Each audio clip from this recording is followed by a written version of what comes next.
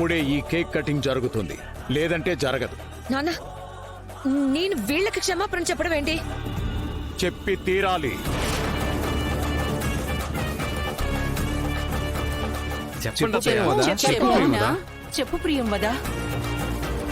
చెప్పండి అత్తయ్య. చెప్పు ప్రియమదా. చెప్పొదినా చెప్పు. ఓ సరే సరే, సారీ.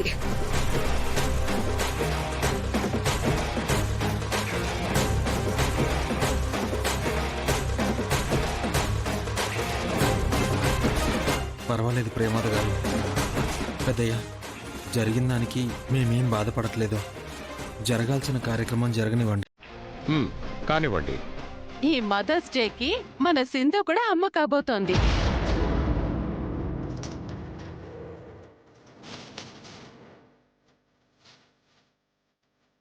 వచ్చే సంవత్సరానికి శ్రీలక్ష్మి కూడా అమ్మైపోతే ఓ పని అయిపోతుంది.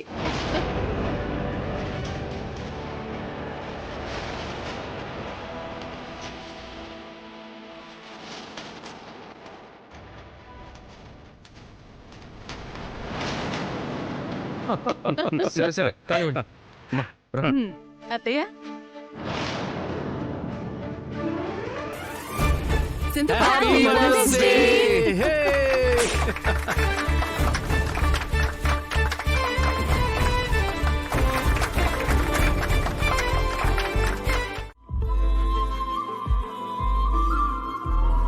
ఏంటబ్బి? నన్ను క్షమించదునా. అయ్యో లే అబ్బి లే. నేను చేసిన తప్పుకి అందరి దగ్గర మీరు మాటలు పడ్డారు. నేను బెట్టింగ్లాడి మనీ పోగొట్టుకున్నాను.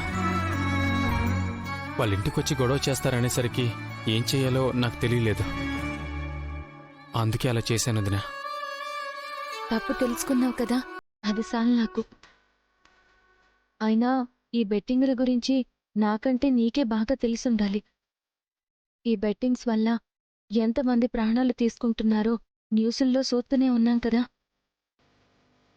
ఆ నెక్లెస్ నీకు దొరక్కపోయి ఉంటే ఈరోజు నీ పరిస్థితి కూడా ఇంచుమించు సూసైడ్ వరకు వెళ్ళుండేది. అదే గనక జరుగుంటే మీ అమ్మ నాన్న ఏమైపోయేవాళ్ళు, పెద్ద ఏమైపోయేవారు? అది ఆలోచించావా? అవన్నీ ఈరోజే ఆలోచించాను వదినా. నన్ను క్షమించా. నేను తప్పు చేశానని తెలిసినా మా అమ్మలాగే నన్ను కడుపులో పెట్టుకొని చూసుకున్నా. నిజంగా ఈ విషయం మా అమ్మకు తెలుసున్నా సరే మీలా కాపాడుండేది కాదేమో. తాతయ్యకి చెప్పి కాళ్ళు చేతులు విరగ్గొట్టేసి ఉండేది. మీ రుణం ఎలా తీర్చుకోవాలో తెలియట్లేదు వదినా. నాకు తెలుసు అభి, ఇంకెప్పుడు బెట్టింగ్ జోలికి వెళ్ళనని ముందు నాకు మాట ఇవ్వు. అలాగే వదినా, ఇంకెప్పుడు ఆ బెట్టింగ్ జోలికి వెళ్ళను.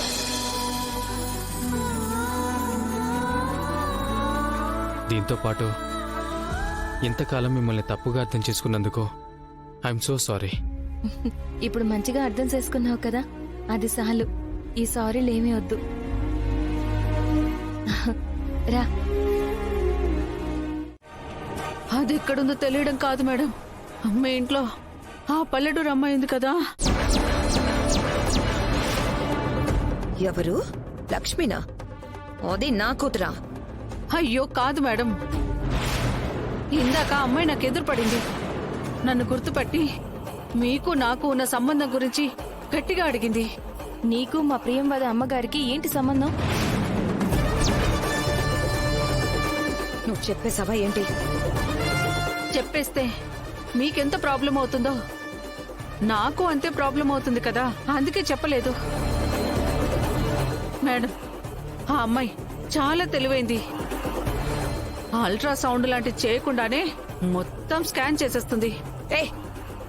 దాని గురించి గొప్పలు చెప్పడం ఆపి మ్యాటర్ ఏంటో చెప్పు. మీరు నాకు డబ్బెందుకు ఇస్తున్నారు? నన్ను చూసి మీరెందుకు టెన్షన్ పడుతున్నారు? ఏ తప్పు చేయకపోతే ఇంటికొచ్చి డబ్బు తీసుకోవచ్చు కదా, బయటే ఎందుకు తీసుకుంటున్నారని గుచ్చి గుచ్చి అడిగింది మేడం.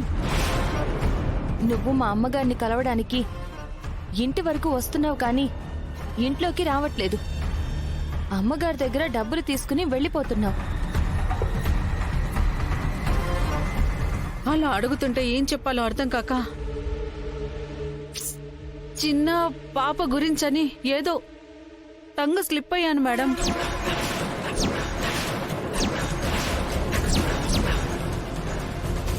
ఏ ఏమంటున్నావు? కంగారు పడకండి మేడం.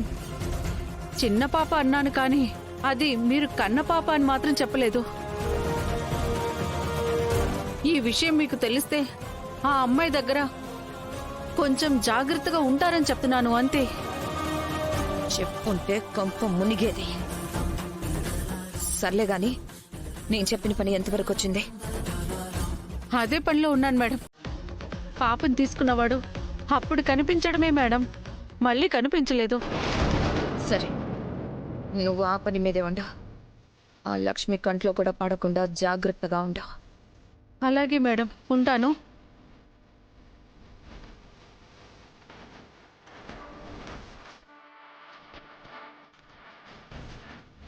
ఛ! అసలు నేనేం చేస్తే ఆ లక్ష్మికి ఎందుకు, నేనెవరిని కలిస్తే దానికెందుకు? మా గురించి ఆరా తీస్తుంది ఎందుకు? లక్ష్మిని చాలా తప్పు అంచనా వేశా. చిన్న ముల్లే కదా లాగి పడేద్దాం అనుకున్నా. నీ లక్ష్మి మాత్రం ముళ్ళ కంపలా తయారవుతుంది. నాకే చుట్టుకోవాలని చూస్తుంది. ఇలా జరిగితే నాకే ప్రాబ్లం. అలా జరగకుండా ఉండాలంటే ముళ్ళుని ముళ్ళుతోనే తీయాలనే మాటని ఫాలో అవ్వాలి.